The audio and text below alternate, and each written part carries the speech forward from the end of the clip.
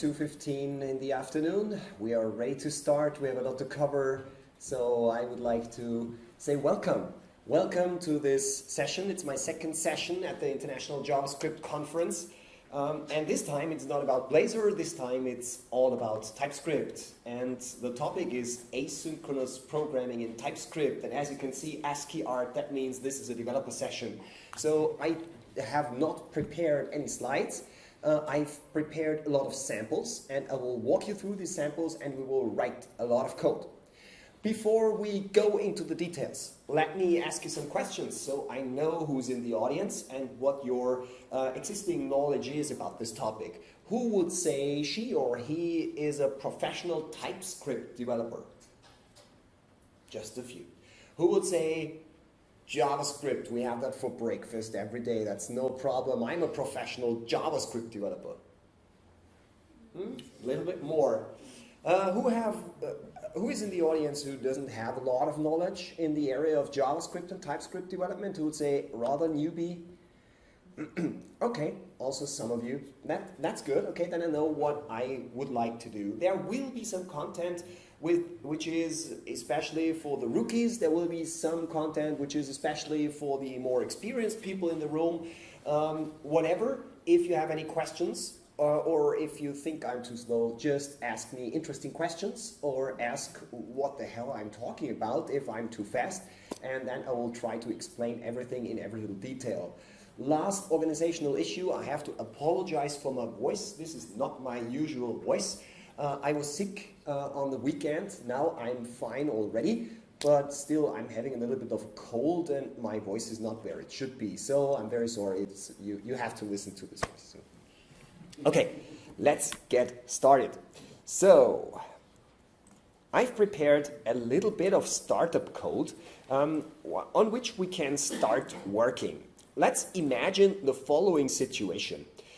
You are a backend developer and you are using Node.js or something like that, and you're using JavaScript or TypeScript in our case to access some APIs. This could be a front-end tool, a back-end tool, I don't care. If you don't know Node.js, don't worry, you don't need any Node.js knowledge here. The job that we have to do is we have to implement a very simple algorithm. It says, get all courses. It could come from a database, NoSQL, SQL, it could come from a web API, we don't care. For every course, get all the attendees. Again, database, web API, we don't care. If the list of attendees is empty, cancel the course. We don't want to do this course. In our database, by the way, we have a little bit of demo data, and this demo data is, let me see, where do we see it? Yeah, we have courses about Angular, Blazor, and COBOL. And guess what? Which course will be canceled? It's not the Angular and not the Blazor one. So COBOL does not have any attendees. This is our demo data, okay? The whole API is faked. The goal is not to show you how to do a fancy call to MongoDB or something like this. We really want to focus on the language and on how to use TypeScript to make asynchronous code easy to read, easy to maintain, and robust. This is the point. The API is faked, but nevertheless, it contains all the real-time stuff, the real-time properties of a real API that has to be called asynchronously. And that's essentially the problem. If you take a look at this simple algorithm, it should be easy to express, shouldn't it? I mean, the goal of modern programming languages is to let us as developers express our intent in a way that somebody, if she reads our code, understands what our intent was. So our code should look something like the pseudo code up there. But now, you know, I started with a very simple, typical old-style JavaScript API with callbacks. Ever heard about callback hell? Something like this, yeah? And this is where we are currently, and this is where we start. Of course, we want to get rid of this callback hell. Let's take a look at this API that we currently have to deal with. Let's take a look at the first method here. Get courses. Please focus on this part of the code. For those of you in the audience who are not that familiar with TypeScript, let's quickly analyze what we see here. We see a method inside of a class. Here you see the class, it's just called Web API, nothing special. And this method, which is called getCourses, receives a callback method. This callback method will be called once the data is available. Please imagine in your mind the data is read from a database or a web API call. In our very simple case, we are simply waiting for 250 milliseconds and that's it. And after these 200 milliseconds, we give back some demo data. That's it. So we don't want to distract ourselves. So this is the callback. And please note that one. The first thing that you see here, if you use TypeScript, you can very easily define types on functions, okay? So we are passing in a callback, but this callback isn't just any function reference. The callback is a strongly typed function reference, and in this case, it is a function that receives an arrow object of type any. Any means TypeScript don't care about what I'm passing in here. It's just JavaScript land. I can pass a string, an arrow object, or null, or undefined, or whatever I want inside of that. That's the any type in TypeScript. And the second parameter is the result. Of course, if there is an error, we don't have a result. Very simple thing. This is the API. And of course, we have a similar API for getting attendees. The only thing that is special here is we are passing in a course ID. And the last one is the cancel course API. And again, we have a course ID. This returns void because it returns nothing but an error. Error could be null, then everything is fine. The course has been canceled. So now let's take a look at the application that is using this API. Is it easy to read? Does it really match our intent? If you take a look at this API, I mean, you see here you have this get courses stuff with a callback, and then you have the get attendees with a callback, and it's not easy to spot the if statements, and it's not easy. It's simply not simple to read and understand. And believe me, if the business logic would be a little bit more difficult, then this code would be a mess. It would be a callback hell. Of course, there are libraries out there like Async.js and so on that can make it a little bit better, but this is definitely not the way we want to implement asynchronous programs in 2018. There has to be something better. And it turns out there is. Enter promises. Most of you will likely already know promises. But for those of you in the audience who are not that familiar with JavaScript, and I did a show of hands at the beginning of the session, and some of you showed their hands when I asked if JavaScript is something new for you. So let's quickly recap. Imagine the following situation. You have an intern in your company, and this intern has never really worked with JavaScript, and he sees in the code promise and asks you, what the hell is promise? What would be your answer? Difficult to describe, isn't it? I don't get back a list of courses, but I get back a promise of a list of courses. Well, I would describe it something like that. I would say, you see, it is an asynchronous operation, so I don't have the answer yet, but I promise you I will have an answer in the future, or an error, but let's deal with the error later on. But I promise you I will have an answer. So promise is, as the name suggests, a promise that we will be able to deliver the result in the future. For those of you who are also doing C# development, I'm doing a lot of C# development. In C#, this would be called a task, okay? But in JavaScript land, we call this a promise. So we don't get immediately back a result, but we have a result, but this result is just the promise for something that will be available in the future. So let's see what we can do in TypeScript in order to work with promises. We implement a new version of our method. Let me make that a little bit better so you can see it better. We want to focus on the getCourses method, okay? So let's call it getCourses_promise. We will make that look nicer in a few minutes, so don't worry about the name. Input parameter. Any input parameter? No, because we want to get all the courses. But we don't have a callback anymore.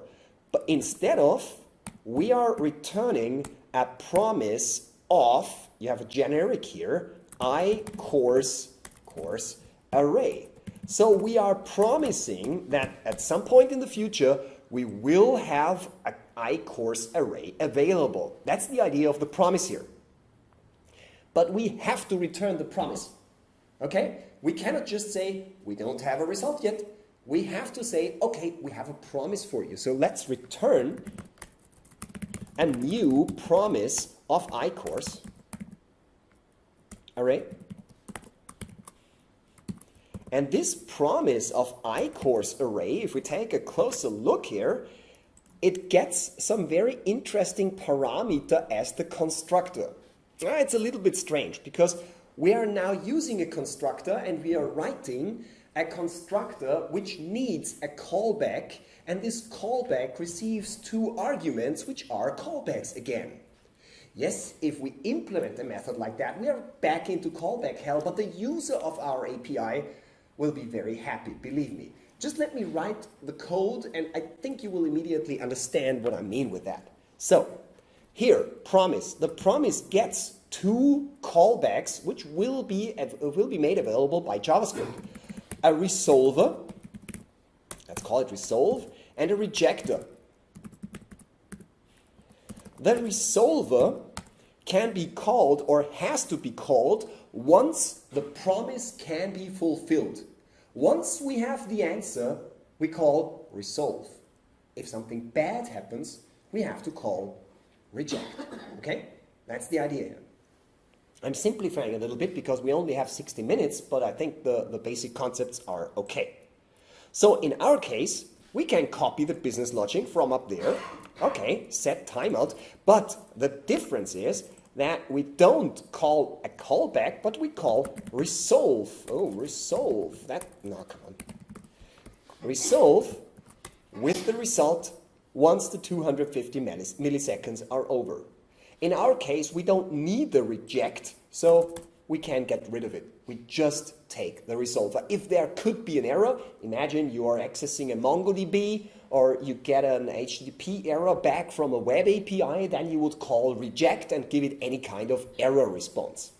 If we take a look at the type of the resolve, then we see something very interesting.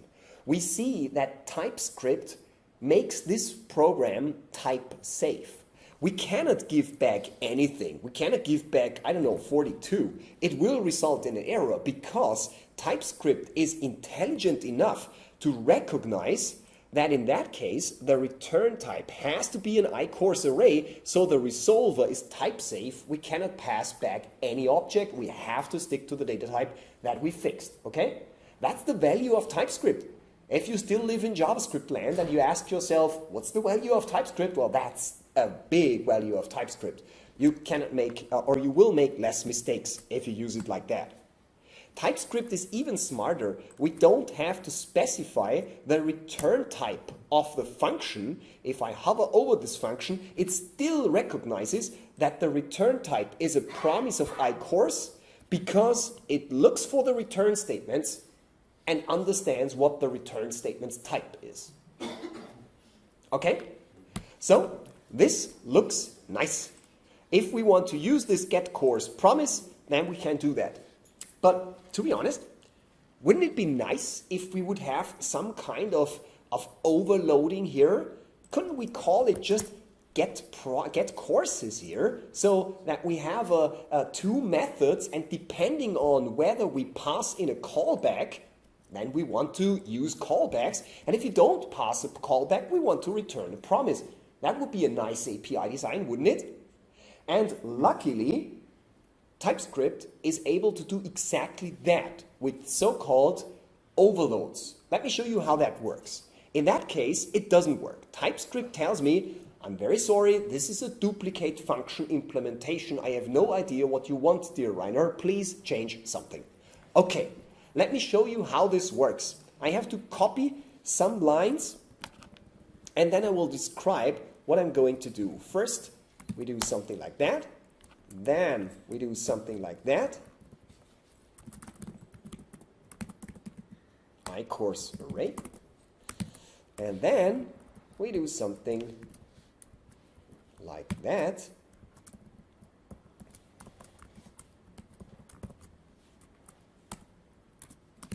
Oh, let's zoom out a little bit. Void or iPromise of iCourse array. Not iPromise, of course, just promise. Okay, then we can remove this guy. And yeah, one curly brace too much. The implementation is not complete yet, so forget about these two lines. We have to add some code here. But the important thing where I want to draw your attention to are these 3 lines. They look a little bit strange, don't they? The first line in 24, it says there is a method which is called getCourses. It receives a callback and returns void. The second line says there is another method, getCourses, which doesn't receive a functional argument and returns a promise. But both methods in line 24 and 25, they simply don't have an implementation, right?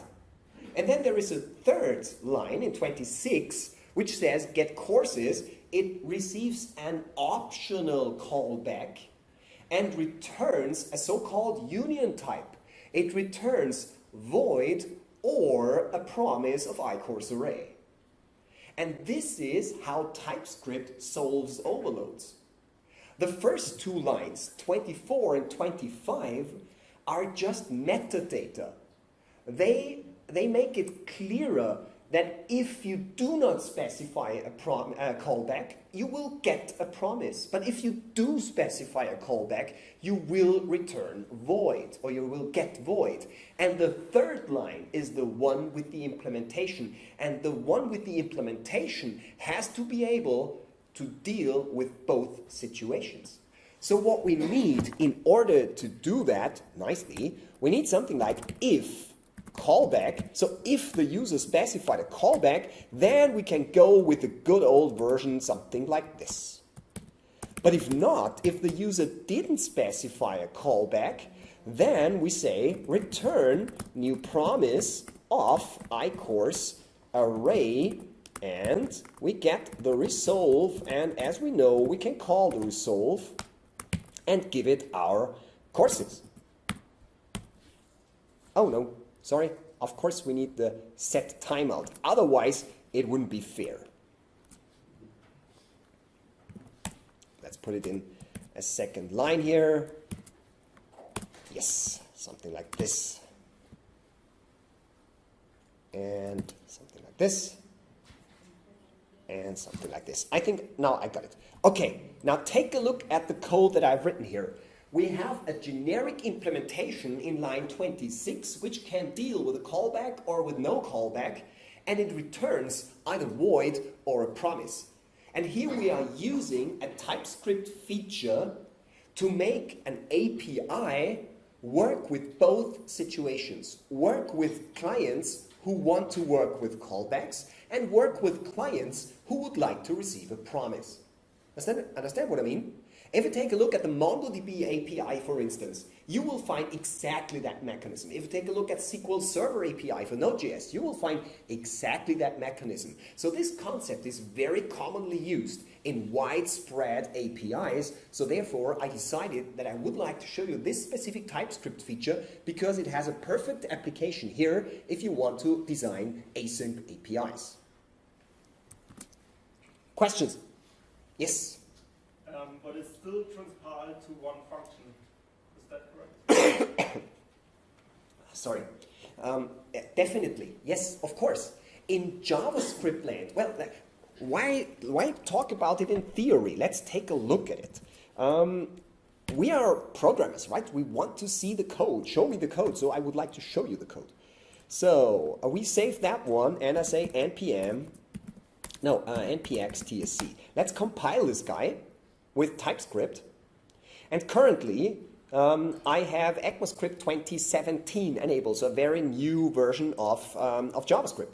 And if we take a look at the web API and scroll down a little bit, then you will see, let me get rid of that guy here, that we only have a single method, which is called getCourses, and the whole metadata stuff and the callback type definition and the strongly typed callback and the three method declarations, they are gone because they are just metadata. They are just types, and that's the whole idea of this TypeScript stuff. These types are used to guarantee type safetiness during compilation, and it helps you by offering support in IntelliSense. But at runtime, they're gone. Okay? Does this answer your question? Thank you very much. Other questions? By the way, of course, we can travel back in time. We have a time machine. We have TypeScript, so we can go back. Let's go back to the very early days. Can you remember Internet Explorer? I don't want to mention the version number anymore. But yeah, let's go back to ECMAScript 3 and compile it again. That's the beauty of TypeScript. Oh, I use a map in my implementation. Oh my God, I cannot go back to Internet Explorer.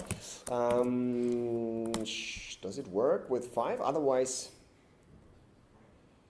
no, I can't. Yeah, believe me, I could, but I would have to add library support for later ECMAScript. I don't want to show that yet. With async await, I can show it to you later on. That was not a good idea that I wanted to go back in time with promises and maps, but whatever. So let's take a look how this would change our API.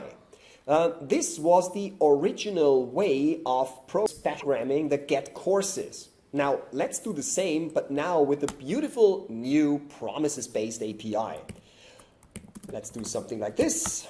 Yes. And then we can do something very special. In TypeScript, we have the new async await functionality. Async, and we can say await. First, let's create a const API, new web API, okay, something like this. Await API dot getCourses, and now guess what? Now you have two versions of this function. One with the callback returning void, and the other one with the promise without any parameter. So now I know that I would like to use the one with the promise. This is, by the way, the reason why IntelliSense offers you at first the second implementation, because it recognizes await and says, oh, you probably want to use the promised one. Okay? That's nice. So we can do something like this, and we can just say const courses equals 2. And now let's add a little bit of error handling.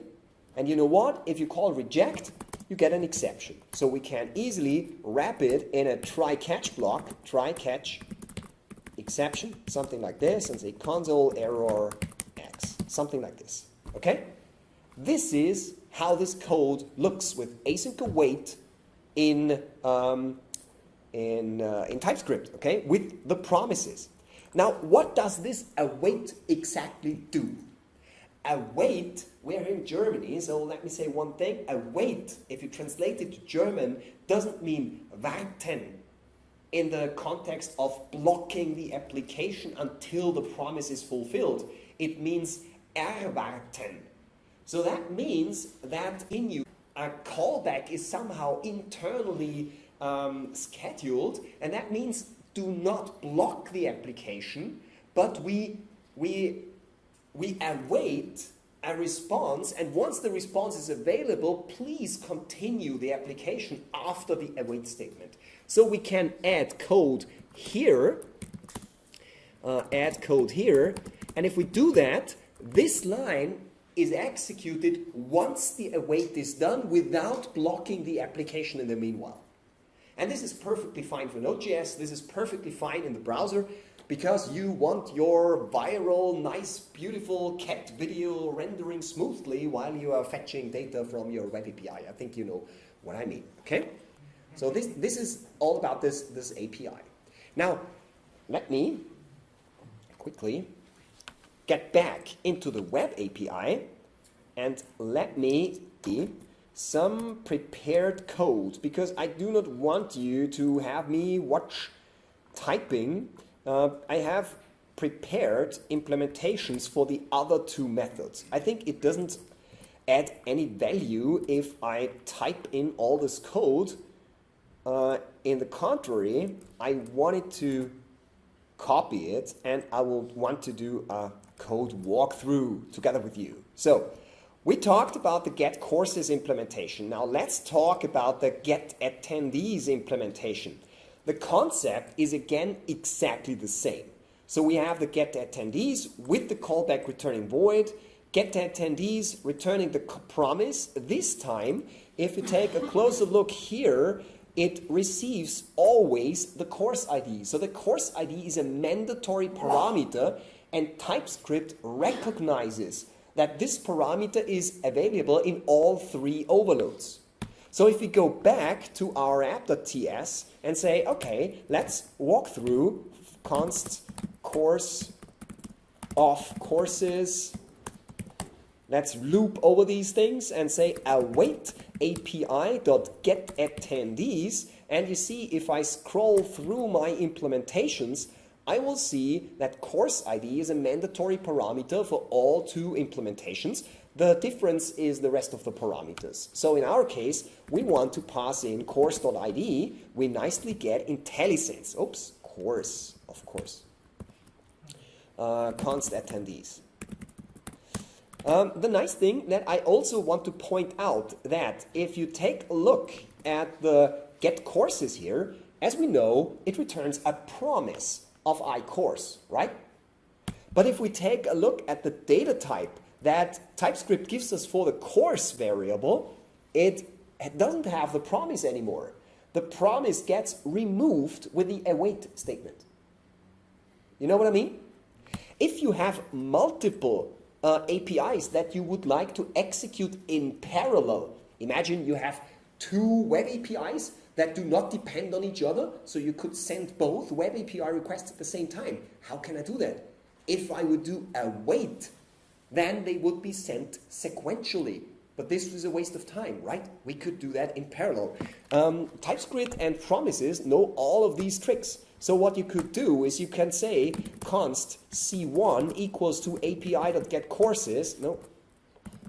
And imagine that we have a different API. I don't have one available, so we just say API get courses.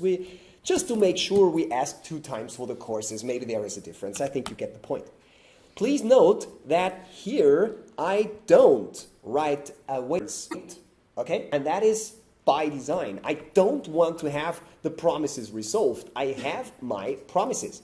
And now I can do the following. I can say promise dot all, for instance, C1 and C2, and guess what promise.all returns? It returns a new promise. So what I can do is I can say await, and on the left-hand side I could say const results equals to. Okay? I think we have to specify it something like this, right? Yeah, something like this. And results will be an, you see that, array of arrays of iCourse array. Yeah? Okay, I think you recognize the thing. Now we are waiting, we are synchronizing a parallel asynchronous operation, 2 web APIs, 2 MongoDB queries, 2 SQL queries, wherever you get your data from.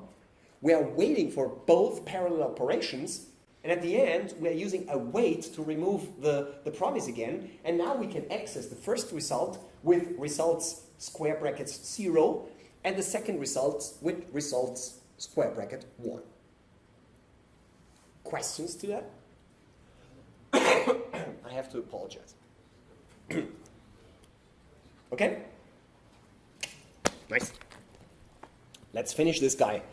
We have courses, we have attendees, and then we say if attendees.length, if not attendees.length, something like this, we could say await api.cancel course, and in this case we again say course.id.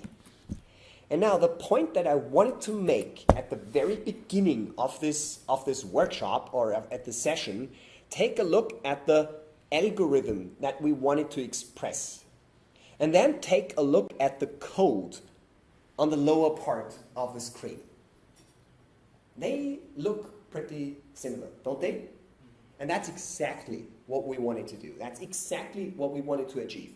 But we wanted to achieve that without losing backward compatibility with all the callback stuff. Because maybe somebody needs the callback for whatever reason, because she has some code using Async.js and they have all these nice little functions like waterfall and so on, and they are relying on the fact that there has to be a callback function. Well, nicely. We have the callback functions, but we have two options.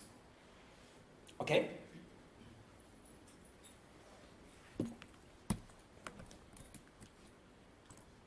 If you take a look at widespread APIs, I told you that already, they are using these promises in a lot of cases. Okay? So, now we have a nice implementation. Oh, wrong Visual Studio Code. What about using this stuff in a framework like Angular? Let's copy our nice Web API class, the implementation of the Web API class here, copy it, and try to use it in Angular. Okay? So, oh, I forgot to open one link. I'm very sorry.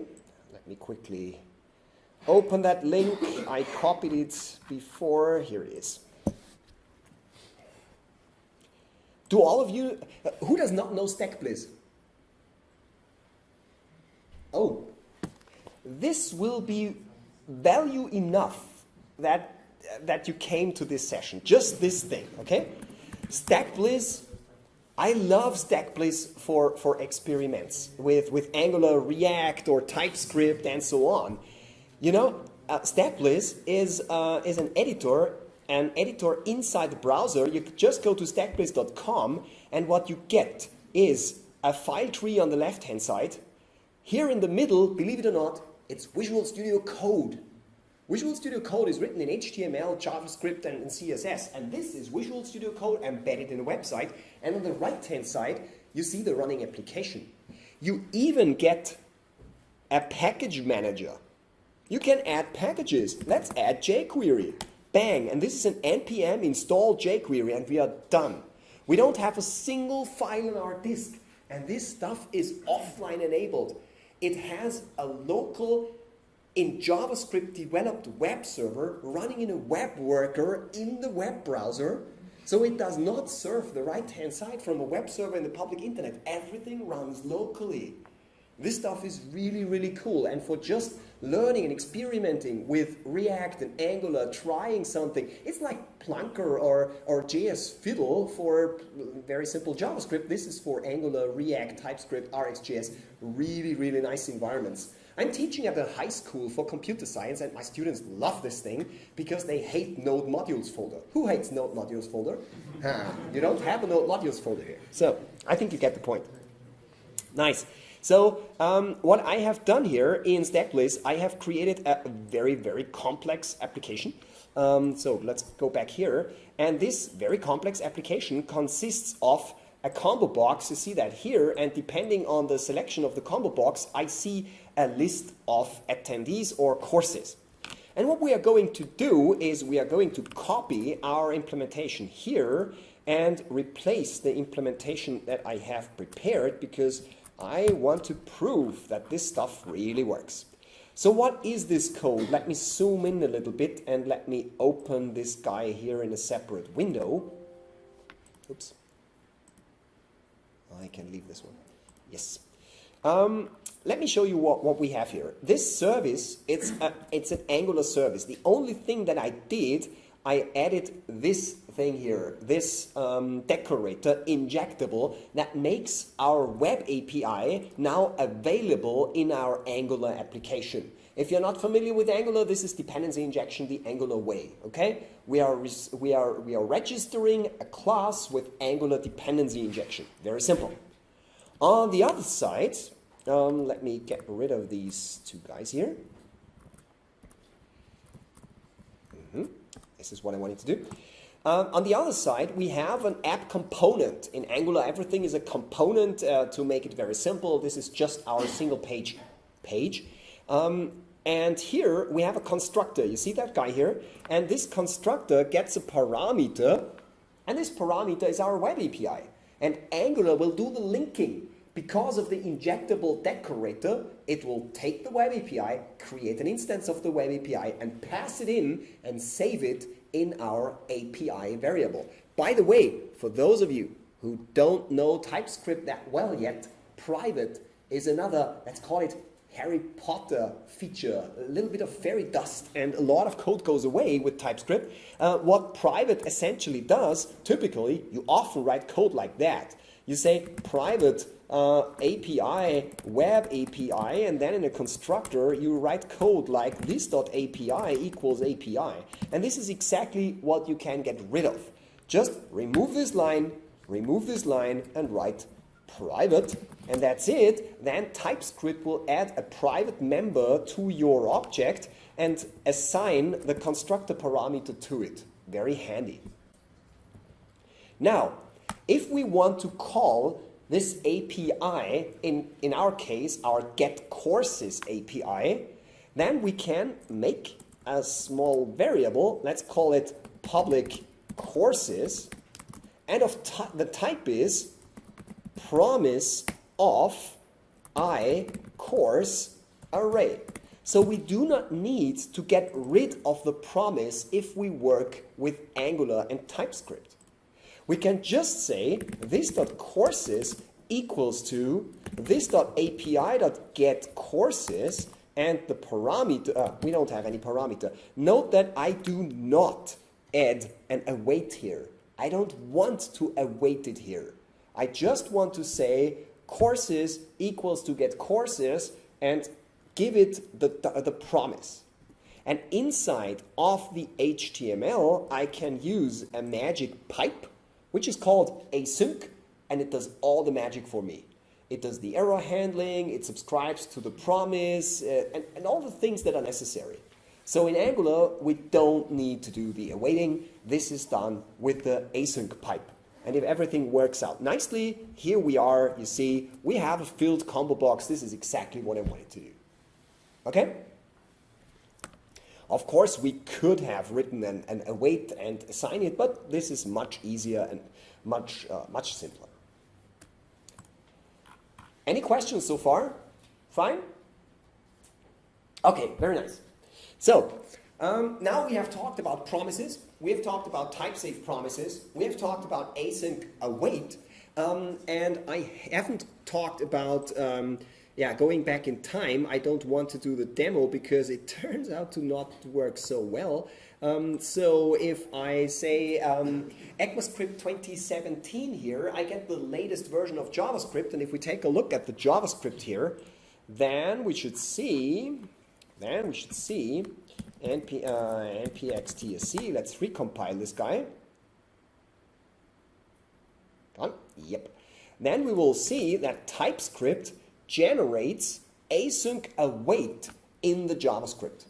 JavaScript now knows async await, have been knowing it for a certain amount of time, but old browsers, they don't support async await. Therefore, if you play around in your own application and you do the rest of the setting up correctly, if you play around with the target version here, you can even go back as far as ECMAScript 3. And TypeScript will generate the necessary code so that you can write async await and it still works, even with old browsers.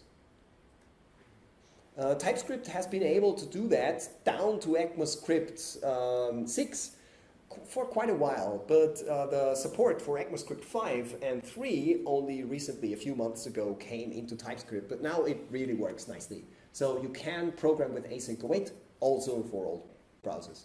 So TypeScript takes over to a certain degree the role of Babel when it comes to browser compatibility. Okay? Nice. So, promise, async await, and an application in Angular. I promised you that. So we have 20 minutes left, and these 20 minutes are exactly the right amount of time to go into the third topic that I promised you to cover in this talk, and that's RxJS. And you know what?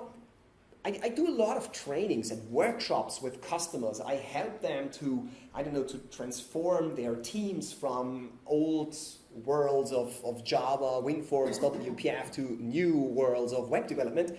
And I often find teams struggling with the fact that in JavaScript you have at least 15 possible solutions for every problem that you can imagine. And in our case, async programming, we already seen two callbacks and promises. Okay, the decision is not very complicated here because callbacks are not very sexy. We want to use promises. That's easy. But now, Rainer comes here and tells you there is a second option which is as good, or in parts, even more powerful than promises. So what should you do? Should you go for promises, or should you go for the other guy, which is called ReactiveX, RxJS, and observables? Both directions are possible. Both options are really nice. My experience, in short, is if you are new to JavaScript and or TypeScript, promises and async await are a little bit easier to digest. Okay? It's easier to use, it's easier to write, you have less clumsy syntax and strange lambdas and types and so on, but power is limited.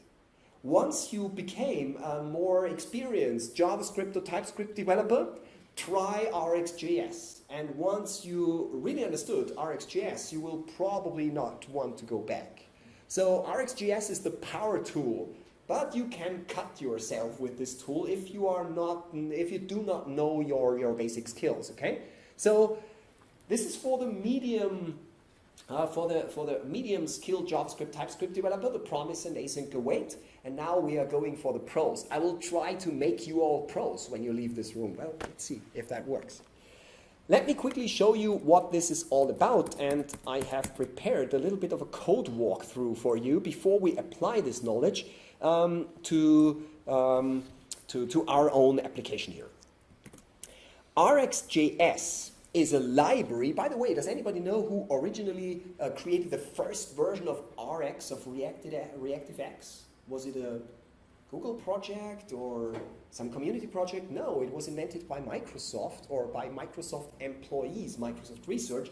The first versions were created for C#, and it was so popular in the C# world that now you have ReactiveX for nearly every platform and every language that you can imagine.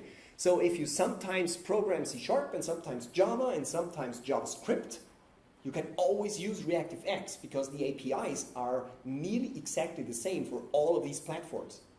RxJS works on the server, it works on the client. The Angular team has decided to go for RxJS. So RxJS is really a language and a platform of its own, and it's really powerful. It's not just RxJS, but Rx for many, many other languages. Just Google for ReactiveX and you will find different languages.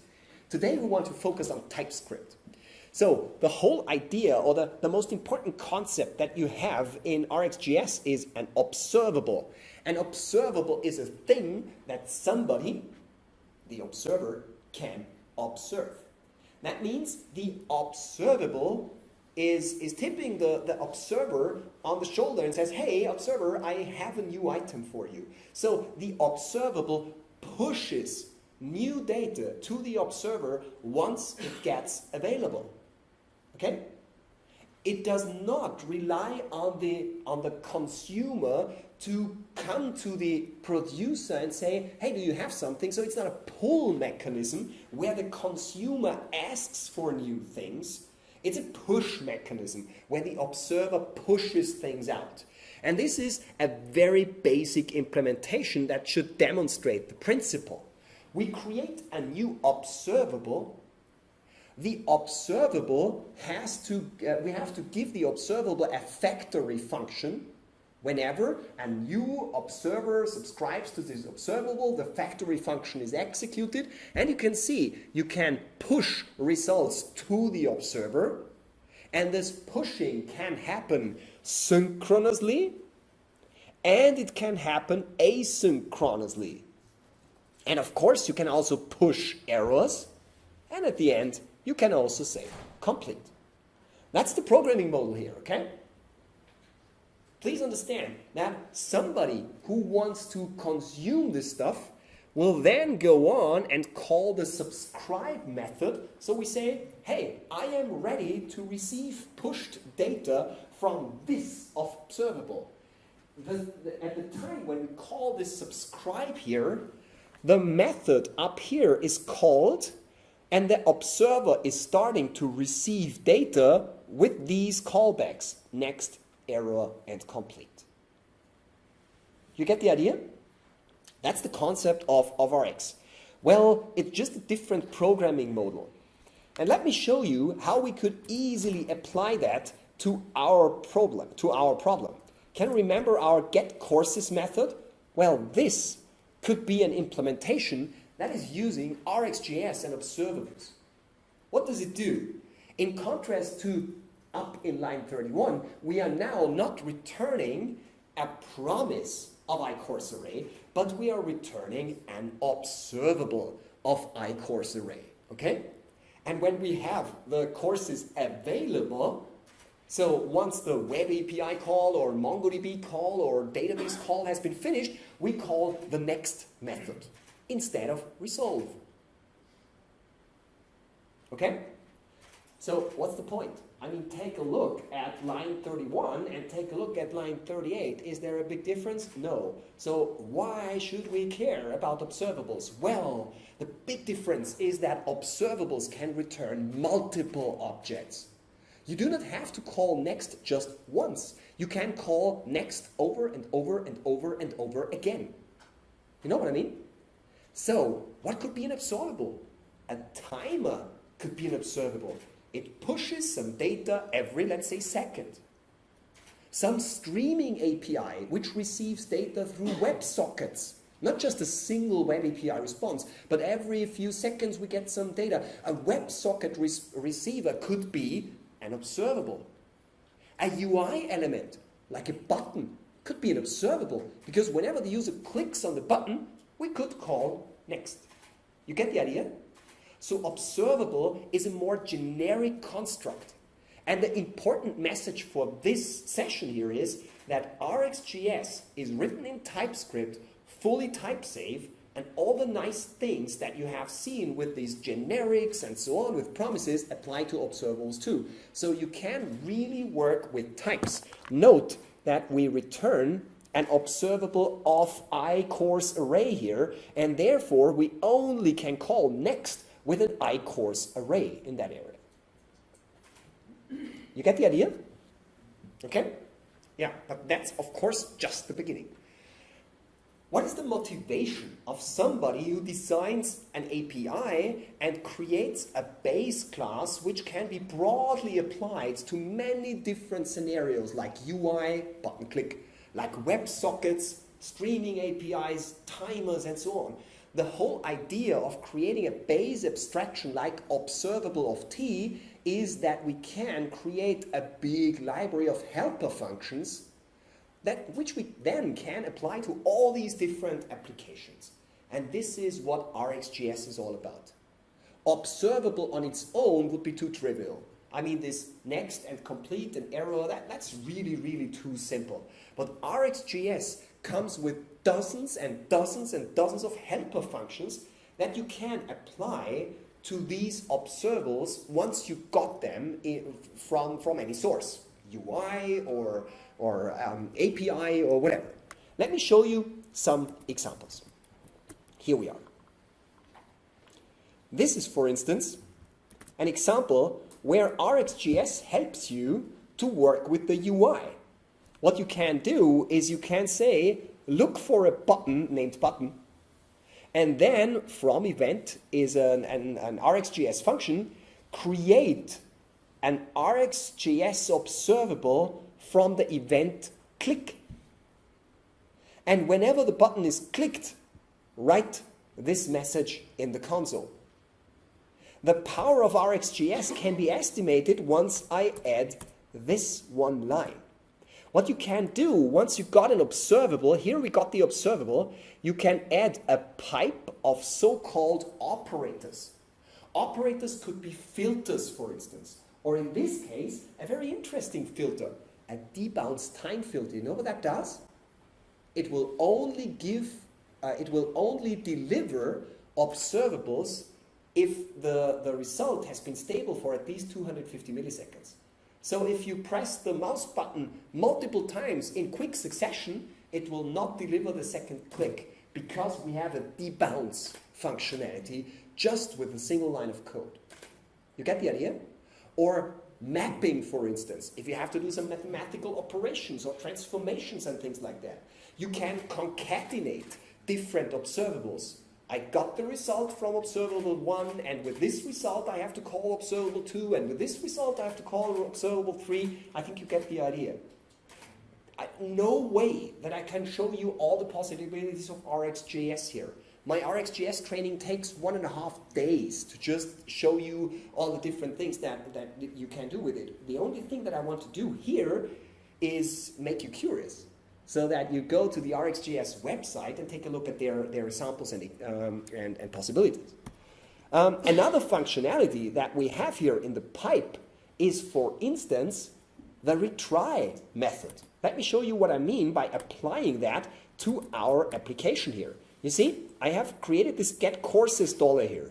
If I go to app.ts and I say, for instance, something like this, let's quickly sketch that code. I will scroll down a little bit so that everybody can see it nicely. I will say const courses dollar.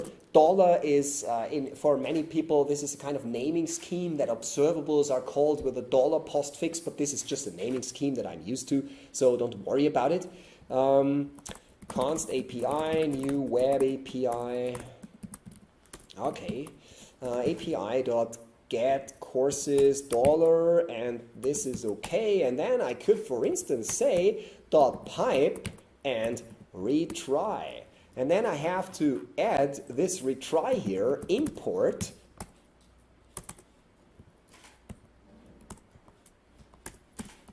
from RxJS operators and add retry. And if I go back down here, now retry should be known, and I can say retry 3 times and I'm done. This is really powerful, you see? Now, if the web API, for instance, doesn't work, we can just say retry 3 times. And the retry method is available for any kind of observables, independent of whether it comes from MongoDB, SQL Server, web API, on the back end, on the front end, in any platform that you need. And it's a very simple operator that is just a placeholder for a whole universe of utility methods that you can use. Okay? This is the advantage of using RxJS for something where you also could use a promise. Okay? So, let me show you a bunch more examples. For instance here, new generate use the functions.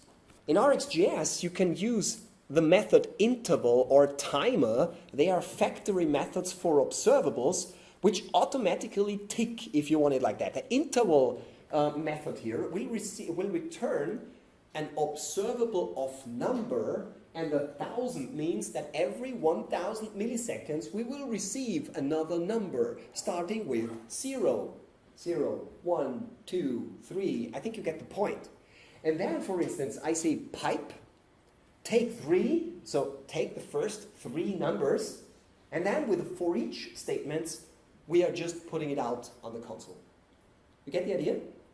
And that's the kind of programming you have to get used to when working with observables in RxJS. And now you already know what is meant with reactive programming. You are reacting, you are specifying functions with which you can react on events which are generated by generator functions from RxJS, in our case, a simple interval.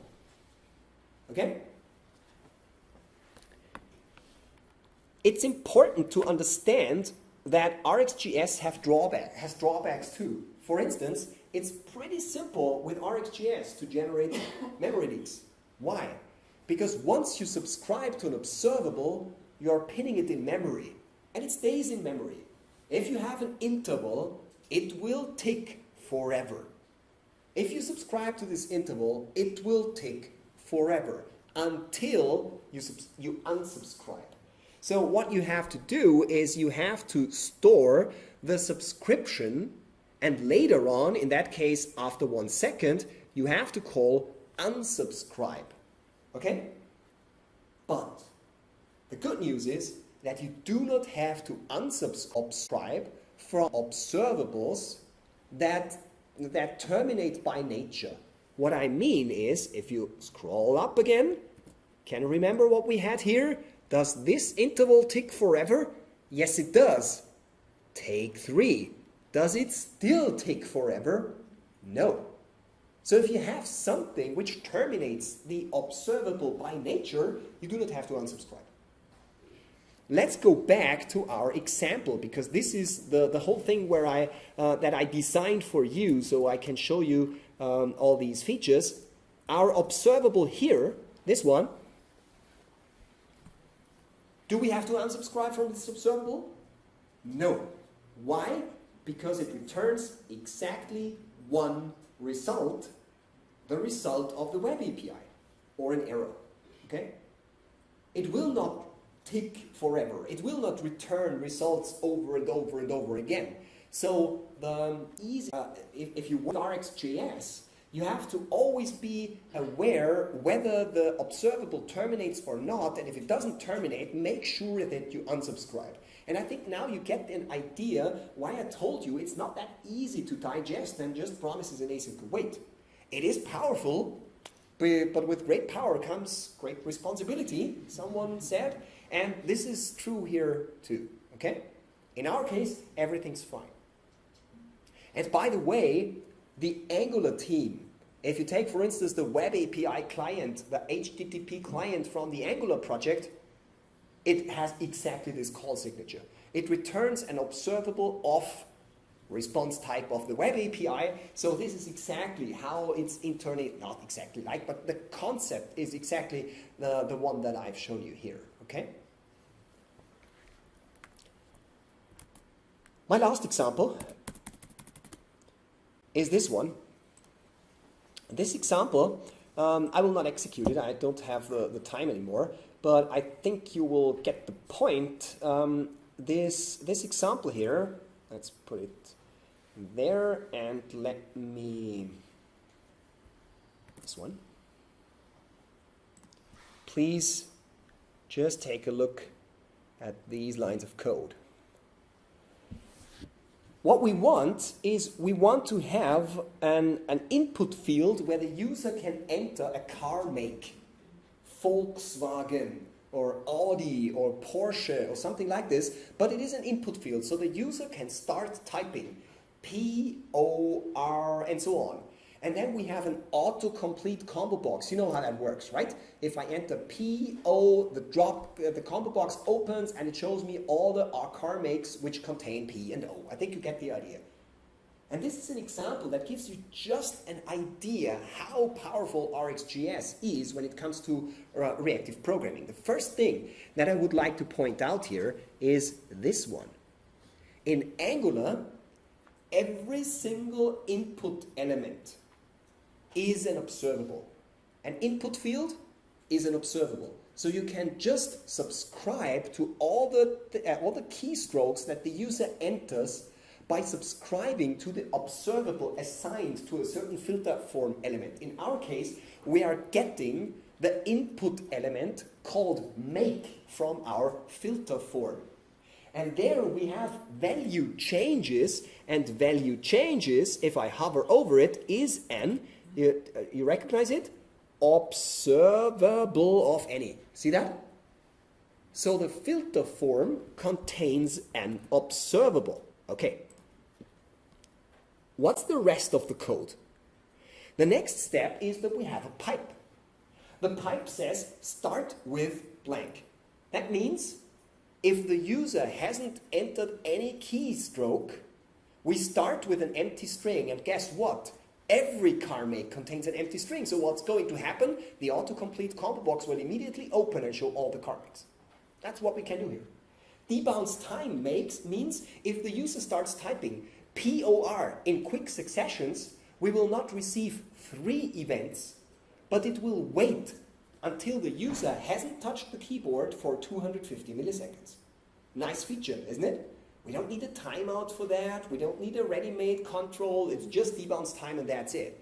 And the last one is really, again, our Harry Potter fairy dust programming thing, because switch map replaces one observable with another observable. It replaces the observable coming from the input field with an observable returned from Angular's HTTP client. And this is the response of the web API returning, for instance, Porsche if the user enters P and O. You get the idea? And this switch map is even, it's so intelligent that it even cancels open requests once something new comes in. So if the user enters PO, then we have a web request. It has not finished yet. Then the user presses R. It cancels the outstanding web request and starts a new one, so that we are now looking for P or R instead of PO. And all these things happen in 3 lines of code. Do you know now what I mean with great power and great responsibility? This code is very productive if you know what you're doing. But you have to read the RxJS documentation and you have to really be aware of what's happening behind the scenes, and then you can achieve a lot of things with a few lines of code. But if a colleague of yours is reading these 3 lines of code and he is not skilled with RxJS and TypeScript, he will probably hate you for the rest of your life. Because he has no idea what's going on. That's declarative programming. Okay, so let's summarize. Time is up. I've shown you, I've promised in the abstract, I've promised to show you type-safe promises with TypeScript. We've done that. I've promised to show you async await and describe what async await is doing. I've shown you that. And we spent a third of the session with RxJS as a second option to promises. By the way, there is a bridge from RxJS to promise. There is a method which is called toPromise, with which you can turn an observable into a promise. So if you like both and you cannot decide, and sometimes you are standing up in bed with your left leg and you say, today is a promise day, and the next day you say, today is an RxJS day, then it's fine. There is toPromise function that helps you to balance these 2 types of days. Okay. I hope everybody who came learned something new in this session. It was interesting and a little bit of entertaining. I know it was a lot of code, but I tried to do my best to make it not a boring session. Thank you for coming. Thank you for visiting this conference. I'm really looking forward to next year when I hope that I will be with you again. Thank you very much.